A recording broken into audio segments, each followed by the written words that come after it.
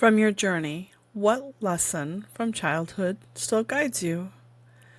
Someday maybe dreaming, if a fear wasn't a factor, what would you create? And strategy prompt, how can you simplify your marketing habits this month? Welcome to Built by the Journey, where awareness is essential, milestones matter, and detours count.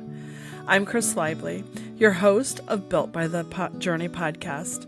This episode, we're sitting with a trio of prompts pulled straight from the Journey Dream Strategy Framework.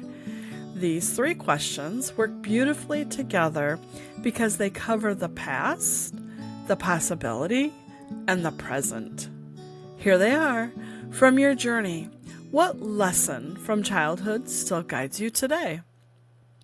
Someday maybe dreaming, if a fear wasn't a factor, what would you create? And strategy prompt, how can you simplify your marketing habits this month? Every week we unpack prompts like these because they help us reframe. Entrepreneurship isn't a straight line. It's full of detours, lessons, fears, and breakthroughs. Having prompts like this keeps us anchored and gives us perspective when the road feels foggy. Today's journey prompt is, what lesson from childhood still guides you today? When I think about this question, I go right back to my parents' rule when it came to sickness. If you said you were sick, you were in bed, no exceptions. If you weren't in bed, you were at school. That rule carried into their work life too. My dad had a strict shift schedule, and if he wasn't in bed sick, he was at work. My mom was the same. There was no gray area. And here's the kicker, unless it was an emergency, you didn't call them at work. At first, that just seemed like family discipline. But as I grew, I realized it was bigger than that. It was about boundaries, about honoring commitments and showing up where you said you'd be. Those lessons became part of my foundation as an entrepreneur. Here are 5 childhood memories that helped shape who I am today. Starting with resilience and persistence. Think about riding a bike as a kid. You fell, skinned your knee, cried, got back on. I still remember my son wobbling down the driveway, refusing to give up even when the handlebars seemed to have a mind of their own. That memory stuck with me, not just as a parent, but as a business owner. Because in business, we fall off the bike all the time. A marketing campaign doesn't work. A client backs out. You launch something that doesn't land. The choice is the same as it was back then. Stay down or get back up. When I sold my building after years of engaging in the downtown community, I felt like I had fallen hard. But that childhood lesson of persistence whispered, this isn't the end. It's just one more fall. Get back on. And that's when I pivoted to solely online coaching, speaking, and eventually writing books and adding kits to the Journey Dream Strategy Framework that I'm extremely passionate about sharing. The second, moving on to kindness and compassion. Another lesson that shaped me came from the neighborhood we moved into when I was 12. At that time, neighbors never made a big deal about kindness. The parents just modeled it. I remember watching neighbors help in the gardens, working on home projects, going fishing, and always making time for someone who needed it. Of course, this was a time when life moved much more slowly, and the online world wasn't an option. So we were outside more and visiting across the yard much more. When I stepped into leadership roles later in my banking career, that lesson resurfaced. I realized that kindness wasn't a soft skill. It was a leadership tool. People trusted me because they knew I cared, and that trust carried over when I moved into entrepreneurship. There were times during my imprint business when I would get a frantic call. A coach forgot to order, and their event was soon. Did I throw off my schedule? Yes. But saying yes, stepping in, and making it happen built relationships that lasted years. Kindness turned customers into partners. Third is my favorite, creativity and curiosity. As a kid, I was always doodling. I didn't realize it then, but those doodles were training my brain to see connections.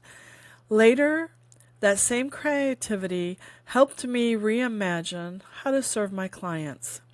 In banking, I had to get creative to meet customer needs while also navigating regulations. In my imprint business, creativity wasn't just about designs. It was about problem solving when a machine broke down or when a client asked for something that didn't exist yet. That childhood spark of curiosity gave me permission to experiment, to try, and to learn along the way. The fourth is community and support. I grew up in neighborhoods where people looked out for one another. The idea of community, of not being in it alone, became a core value. It's one of the reasons I eventually started coaching entrepreneurs, because no one builds a business in isolation, even though sometimes it feels like it. When I was chamber president, I saw firsthand the power of community. Businesses thrived when they collaborated, supported one another, and shared resources. That childhood lesson of we're better together carried into how I now encourage entrepreneurs to seek accountability partners, peer groups, and memberships. And the fifth is self-belief. And then there's the lesson of self-belief. For me, it came from a teacher who saw leadership potential in me long before I did. She gave me the opportunity to student teach her class. I didn't think I could handle it, but then she stood back and let me try. The seed of belief stuck. Years later, when I was making tough decisions, like selling my building or stepping into the unknown of coaching, I went back to that memory. If she saw something in me then, maybe it's still there now.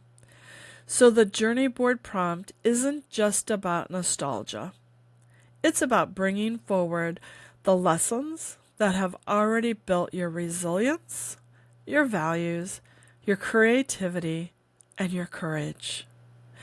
How can you bring along images of your childhood memories that have shaped who you are today? Let's move to the dream. If fear wasn't a factor, what would you create? Fear is a master of disguise. It rarely shows up waving a flag saying, "I'm fear." Instead, it dresses itself up as busyness, procrastination, perfectionism, or even logic. How many times have you said, "Now's not the right time," when really fear was the one steering? I remember when I first thought about writing a book. The fear voice was loud. Who are you to write a book? What if nobody reads it?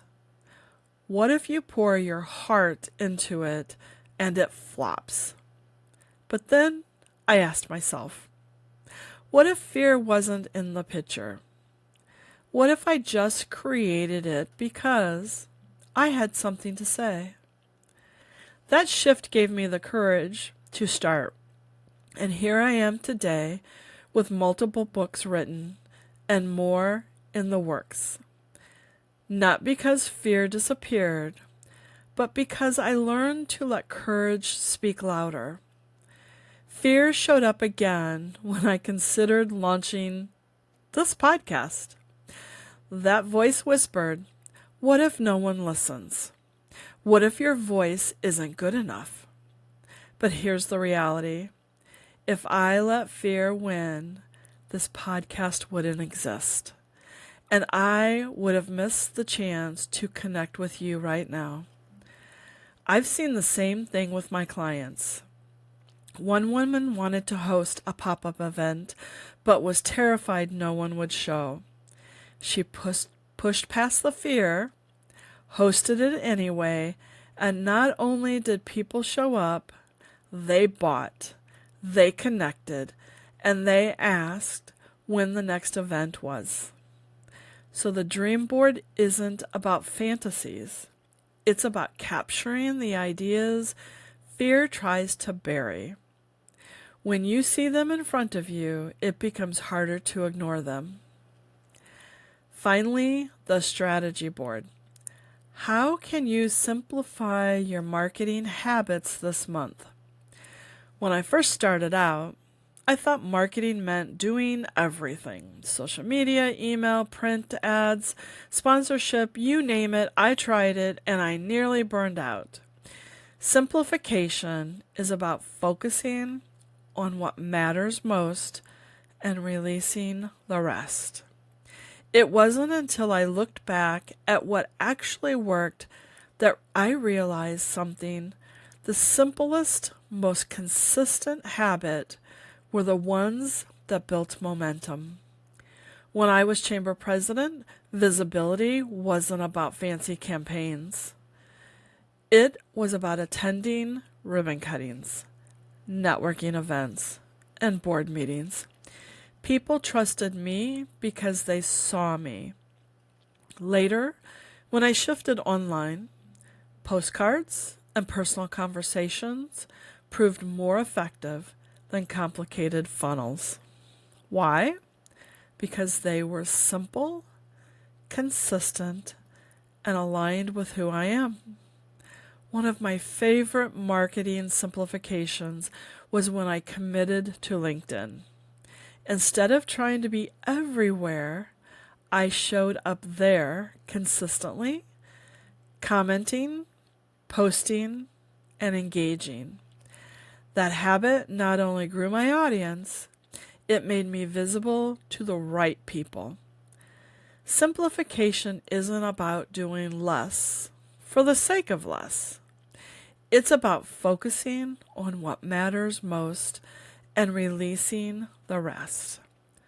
The added layer to strategy systems include always having 3 business goals, 3 personal goals, and a family goal. Use the pockets of time as you're completing one goal to work on another goal. Remember, the most important part of this framework is identifying all the tasks and scheduling yourself on your calendar with a non-negotiable mindset. If you would like more information on this, please email me at ontrackwithchris@gmail.com with strategy system in the reference line. So today's 3 prompts gave us a full spectrum. Journey, what lesson from childhood still guides you today? Dream, if fear wasn't a factor, what would you create? And strategy, how can you simplify your marketing habits this month? Each one speaks to a different part of the entrepreneurial experience. Together, they form a framework for resilience, courage, and consistency. And as always, I'll close with the question that anchors this entire podcast, the one I hope you carry into your own day. What did you do today to remind the world you're still here? because staying visible means staying an option, and your vision deserves to be seen. If today's podcast episode gave you something to think about, share it with another entrepreneur in your circle. Sometimes all it takes is one story, one reminder to help someone else keep going. Also, I published my book, Resilient by Design: How Life's Challenges Parallel the Entrepreneurial Journey. Visit my website, ontrackwithchris.com, to find the link to get your copy and see all the great things that are happening moving forward. Have a great day.